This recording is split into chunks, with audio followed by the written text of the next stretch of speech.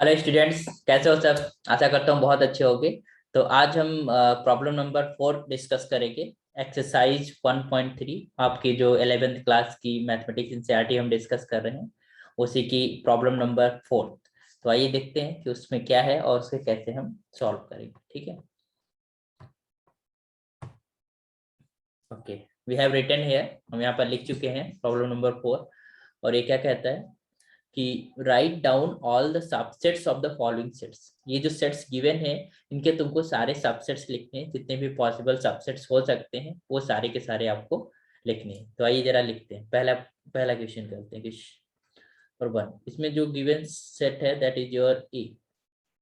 अच्छा, एक चीज हमें पता है कि कोई भी सेट हो, उसका जो इम्प्टी सेट होता है वो सबसेट होता ही है। तो if I am just going to write the possible subsets, वो तुम्हारे पास क्या हो जाएंगे, दैट इज इक्वल्स टू पहली बात तो इम्प्टी सेट और उसके एक एक एलिमेंट्स को लेकर। तो यहाँ पर तो एक ही एलिमेंट है that is your singleton A. तो ये ए जो सेट है वो itself will be a subset. तो you can just write like this. तो यहाँ पर दो सबसेट्स हमारे पास बनेंगे। This is two subset. अच्छा, अगर नंबर ऑफ सबसेट निकालना है तो फॉर्मूला भी लगा सकते हो। यहाँ पर कितना है हमारे पास, जो कार्डिनलिटी है, अगर हम इसको कह दें दिस इज थोड़ी देर के लिए कि ए, तो जो कार्डिनलिटी ऑफ ए है दैट इज इक्वल्स टू 1। मतलब number of elements in that set, distinct element in that set is called cardinality. तो 1 है। तो नंबर ऑफ सबसेट्स कितना होता है, फॉर्मूला ऑफ सबसेट्स, वो तुम्हारे पास क्या हो जाएगा, 2 दी पावर n होता था। और n यहाँ पर है 1। तो this is actually this is your n, है ना। या फिर हम कार्डिनलिटी ऑफ ए बोल सकते हैं। तो 2 दी पावर 1। तो ये हमारे पास कितना आ जाएगा, दैट इज इक्वल टू 2। तो इसका मतलब ये जो सेट गिवन है दिस है सिंगलटन ए, ठीक है, इसके जो है दो सबसेट्स होंगे। तो एक तो एम्प्टी सेट हो गया और एक ही इटसेल्फ हो गया। तो दिस इज योर आंसर। अच्छा, इसी को अगर तुम्हें पावर सेट लिखना है, पावर सेट ऑफ ए, या फिर you can just say power set of this singleton A, ऐसे, है ना। तो that will be this 5 and this one. Got it. तो सारा कुछ मैंने बता दिया है। This is I think you understood कि हमारे पास दो सबसेट्स बनेंगे। वो तो हमारे पास इम्प्टी सेट होगा और एक सिंगलटन ही, वो तो होगा ही होगा। ठीक। तो सेकंड वाला प्रॉब्लम करते हैं। सेकंड में हमारे पास दो एलिमेंट्स हैं। तो दिस इज योर, जो हमारे पास सेट है वो तुम्हारे पास दो एलिमेंट रख रहा है। तो अगर हम बात करें थोड़ी देर, नंबर ऑफ सबसेट्स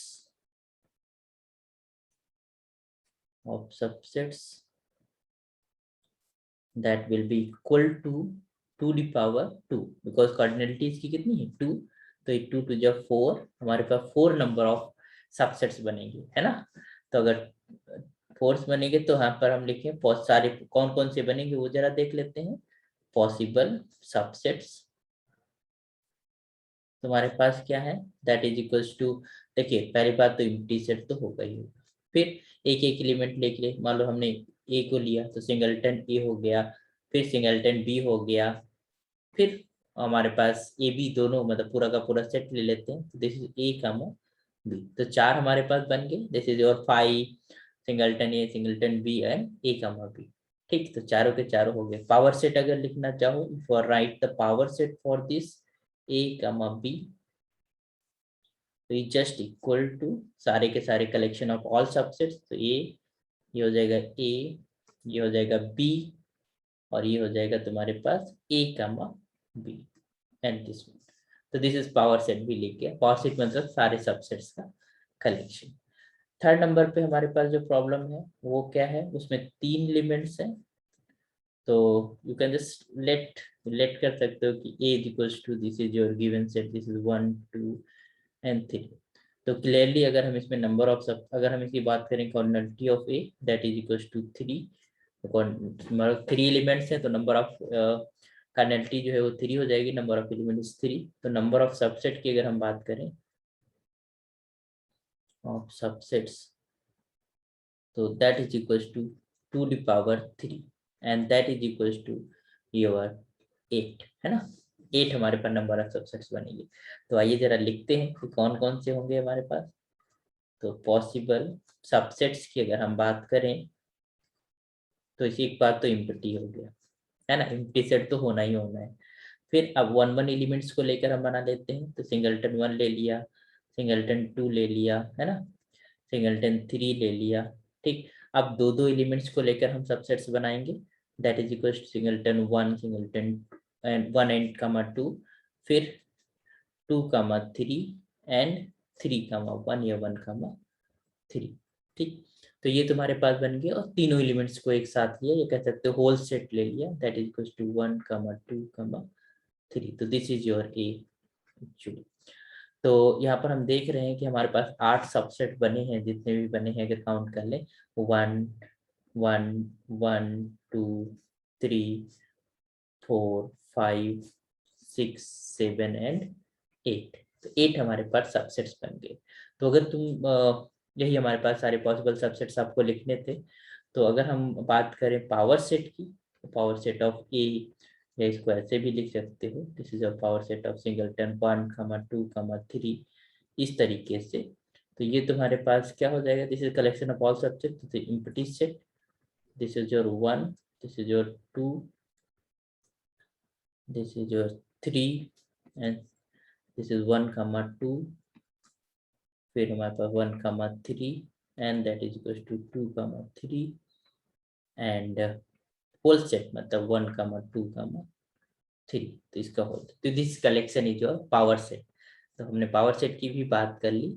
और अब हमारे पास लास्टली जो फोर्थ नंबर ऑप्शन है, that is your fourth number जो क्वेश्चन है तुम्हारे पास, वो या कह सकते हो फोर्थ पार्ट है, वो हमारे पास इम्प्टी सेट की है, this is your empty set. तो एक चीज है कि जो इम्प्टी सेट होता है, इम्प्टी सेट का केवल एक सबसेट होता है, दैट इज इटसेल्फ, है ना, इम्प्टी सेट खुद ही होता है, बिकॉज द इम्प्टी सेट होता है तो यूनिक होता है, दैट इज योर 1। तो 5 इज अ सबसेट ऑफ 5, तो इसका मतलब इसका एक ही सबसेट है ना।